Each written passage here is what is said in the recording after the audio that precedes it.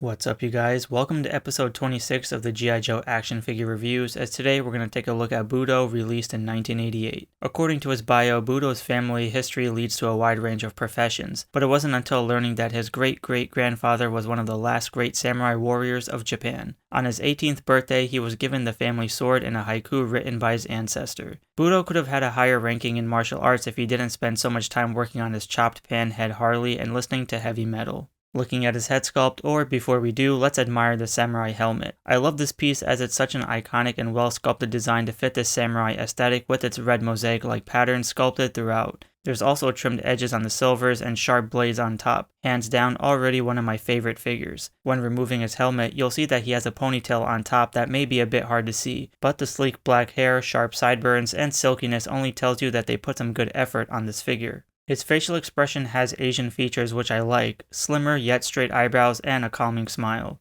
The torso really shines here, as not only are his padded armor chest piece sculpted with intricate designs, but you'll notice clips, straps, and buckles that blends in with the brown. If only they colored it differently, it'd be amazing, but for its time, I don't mind it at all. The gray undershirt has textures sculpted on both arms to give it a thermal type feel with brown attachments that coincide with the brown gauntlets, where you'll see the red details to contrast it. It's also sculpted to the point that it has a wooden-like feel to it, so that's pretty impressive. The waist and legs are no exception to even more beauty. The gray belt contrasts against the brown and olive green waist piece. There's some good sculpting there, and it's slanted horizontally for some depth. The pants seem to have some sort of padding with a rope tightly squeezing the sides to give it aerodynamics, I think, with some gray straps wrapped around the knees to give it a bandage design. I love how the colors really split up certain areas to give each part of the figure to shine on its own. The brown boots have two pouches on the side and textured laces with decent sculpting on the sides and front. When looking at his accessories, aside from the helmet, the waist piece has a hook on the right side so you can place his sai in. I really love this feature because the sai can be seen swinging back and forth for extra pizzazz.